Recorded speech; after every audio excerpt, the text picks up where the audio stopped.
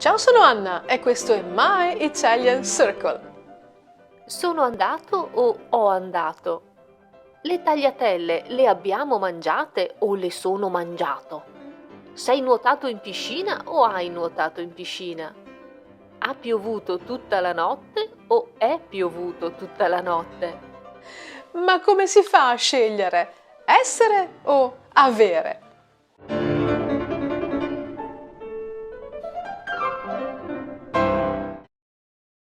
Welcome to the second part of our lesson on the passato prossimo. The previous lesson focused on the formation of this tense. We saw that it is formed by the helping verbs avere or essere, followed by a past participle. Abbiamo visto un bel film. Siamo arrivati ieri sera. We also talked about the agreement between the past participle and the subject, or even the object of a sentence. Le ragazze sono tornate a casa. Sì, lo so, le ho viste ieri sera. If you missed the first part, well, watch it as soon as you can. Now, do you remember my friend Leonardo? On our last video, I received a phone call from him. But because of too much prosecco, he got several helping verbs wrong in his passato prossimo. And guess what? His mistakes are the same that learners of Italian often make. What a coincidence! Let's look at these mistakes together. Ciao Leonardo, come va? Ciao Anna, tutto bene, grazie. Ho stato molto impegnato con il lavoro. Sono organizzato una mostra al museo e sono fatto tutto io, come sempre. Come?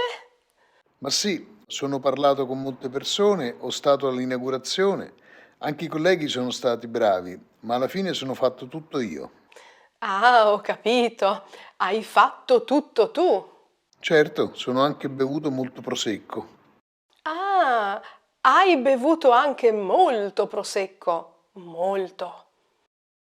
From Leonardo's first sentence, we can already learn the basic rule. Transitive verbs, that is, verbs that can have a direct object, always form the passato prossimo with avere. Ho organizzato una mostra al museo e ho fatto tutto io, come sempre. Una mostra and tutto are the objects of organizzare and fare, respectively. Therefore, these are transitive verbs that form compound tenses with avere. Now, you might not be familiar with the concept of transitive verbs. It's not too difficult. When our sentence answers the question chi or che cosa, who or what, we have a transitive verb and we form the passato prossimo with avere. Io leggo un libro. This is the present tense. Io leggo. Che cosa? Un libro. Libro is the object, so leggere is transitive. The passato prossimo is io ho letto un libro. Helping verb avere. Easy. You might end up thinking that intransitive verbs, those that cannot take an object, always use essere. Yes and no. It depends on the type of verb. Intransitive verbs describing a physical or mental activity take avere. Ho respirato. Ho pensato. Ho parlato. Let's get back to my phone call with Leonardo. Ho stato molto impegnato con il lavoro. What about ho stato? It seems that Leonardo has indeed reversed the helping verbs of the tenses in the sentence. Essere, to be, indicates a state, and these types of verbs take the helping verb essere. Not ho stato, but sono stato. Sono stato molto impegnato con il lavoro. Ho organizzato una mostra al museo e ho fatto tutto io come sempre. So remember, among the verbs that usually take essere are those that indicate a state of being or the result of a process, such as rimanere, restare, diventare, nascere. Paolo Sorrentino è nato a Napoli. Io sono nata a Bologna. When you use essere, remember the agreement. Another example. Se mi chiedi dove sono stata ieri, ti rispondo che sono rimasta a casa. If you ask me where I was yesterday, I'll tell you that I stayed at home.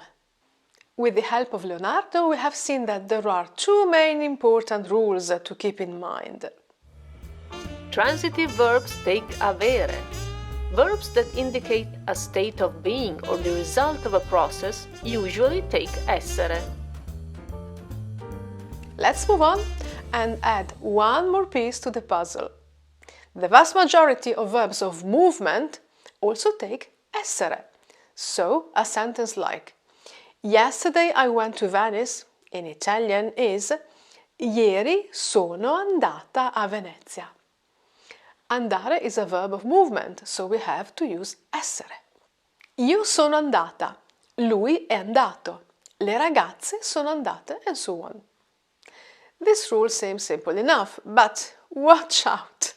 A few verbs of movement take avere, such as camminare and viaggiare. So, we say ho viaggiato and ho camminato. Remember, when the verb indicates only a movement, like camminare and viaggiare, the helping verb is avere. When it expresses a movement from a place to a place, then it takes essere. Compare. Sono partita ieri. Even if the place is not expressed, it is obvious that I came from somewhere. Ho viaggiato tutta la notte. Siamo arrivati a casa alle 16. Compare again. Ho corso per 2 ore. Here I'm focusing on the movement. And sono corsa a casa. Here I have a destination. Correre can take both avere and essere, and it's not the only verb that can do this. But don't worry, you can do it, ce la puoi fare. The recipe for success is reading and listening actively, that is, pay attention to the helping verbs when you read your favorite Italian magazine, Italian website, or when you listen to your favorite Italian TV program. And you will naturally pick up these patterns. To cheer you up, let's add a rule that's always true. Reflexive verbs always take essere. Marco si è alzato alle 7. Io mi sono lavata i denti dopo colazione. I ragazzi non si sono lavati le mani.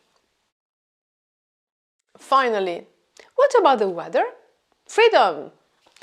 For weather verbs, use either essere or avere. Ha piovuto tutta la notte, or è piovuto tutta la notte. Ieri è nevicato, or ieri ha nevicato.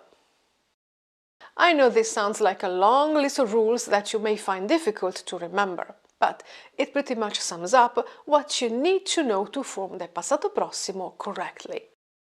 Well, we should also talk about modals, impersonal verbs, and the passive form, but I won't overload you. We'll talk about it in our next lesson. Subscribe to this channel so you don't miss it. At the end of the video, I'll show you a table with a summary of all these rules. You can take a screenshot and keep it as a reminder. And if you are in doubt, a good dictionary will always help you. A good Italian-English dictionary is Collins, but if you want a monolingual dictionary, Treccani is the best. Now, let's wrap up today's lesson with some simple exercises. Forza! Form the following verbs in the first person singular passato prossimo.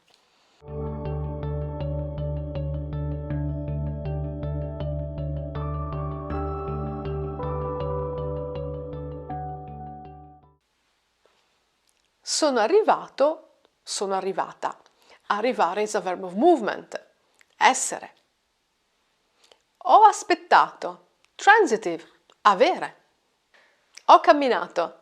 Remember, the specific verb of movement takes avere. Ho detto. Transitive, avere. Ho pianto. Transitive, sometimes intransitive, takes avere. Sono rimasto or sono rimasta. Rimanere is a state verb, intransitive, essere. Sono sembrato, sono sembrata. Sembrare is a state verb, intransitive, essere. Correct the mistakes in the following sentences. Only 2 of them are correct.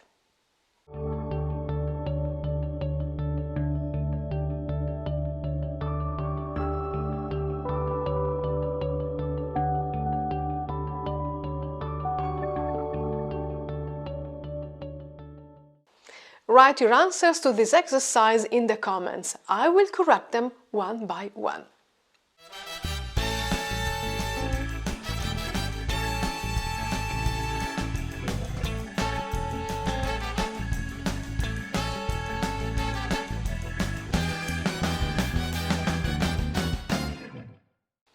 I hope that the passato prossimo is no longer scary for you. Write sentences using this tense in the comments. The more you write, the better. Patrons, download your worksheet from Patreon. Ti aspetto mercoledì prossimo. Mi raccomando, fai gli esercizi e studia.